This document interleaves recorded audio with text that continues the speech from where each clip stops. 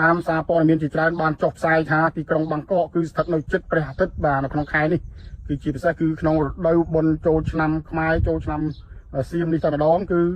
ព្រះអាទិត្យស្ថិតជិតទីក្រុងបាងកកហើយដែលធ្វើឲ្យសីតុណ្ហភាពនៅទីក្រុងបាងកកមានការឡើងខ្ពស់ជាង42បាទហើយពេលខ្លះគឺអាចឡើងរហូតដល់50អង្សាឯណោះហើយបញ្ហានេះគឺវានឹងធ្វើឲ្យប៉ះពាល់ទៅដល់សុខភាពរបស់ប្រជាពលរដ្ឋបាទធ្វើឲ្យមានការអស់កម្លាំងរហិតរហៃចង់ក្អួតឈឺក្បាលហើយក៏ដូចជាប៉ះពាល់ទៅដល់ជំងឺស្ដាច់សរសៃឈាមខួរក្បាលជាដើមហើយសារព័ត៌មានក៏បានប្រកាសអំពីការប្រុងប្រយ័ត្នអំពីកម្ដៅឡើងខ្លាំងនៅពេលនេះនៅទីក្រុងបាងកកដែលវានឹងធ្វើឲ្យប៉ះពាល់ទៅដល់សុខភាពជាពិសេសទៅដល់កុមារទៅដល់មនុស្សចាស់ហើយហាម5ឲ្យកុំឲ្យប្រជាពលរដ្ឋចេញធ្វើដំណើរយូរពេកនៅក្រោមកម្ដៅថ្ងៃ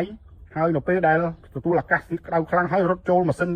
កន្លែងបន្ទប់ដែលមានអាកាសធាតុត្រជាក់ភ្លាមម៉ាស៊ីនត្រជាក់ភ្លាមនោះក៏ធ្វើឲ្យប៉ះពាល់បាទដាច់សរសៃឈាមខួរក្បាលជាដើមដូច្នេះសូមឲ្យមានការប្រុងប្រយ័ត្នហើយក៏គេណែនាំឲ្យប្រជាពលរដ្ឋផឹកទឹកឲ្យបានច្រើនបាទផឹកទឹកឲ្យបានច្រើនហើយដើរលេងកម្សាន្តនោះរកកន្លែងទីម្លប់បាទកុំឲ្យនៅហាក្តៅសុបសាពេកតែធ្វើឲ្យប៉ះពាល់ទៅដល់សុខភាពបាទដូច្នេះទេមិនខុសគ្នាទេទីក្រុងបាងកកគឺមិនឆ្ងាយប្រហែលពីកម្ពុជាយើងទេតែជាង200គីឡូទេពីប៉ោយប៉ែតហើយមកដល់ភ្នំពេញយើងក៏ជាង400គីឡូតែប៉ុណ្ណោះជិត500គីឡូតែប៉ុណ្ណោះដូច្នេះយើងត្រូវមានការប្រុងប្រយ័ត្នដែរសម្រាប់បងប្អូនប្រជាពលរដ្ឋខ្មែរយើងក្នុងការធ្វើដំណើរកម្សាន្តនៅក្នុងរដូវចូលឆ្នាំនេះបាទ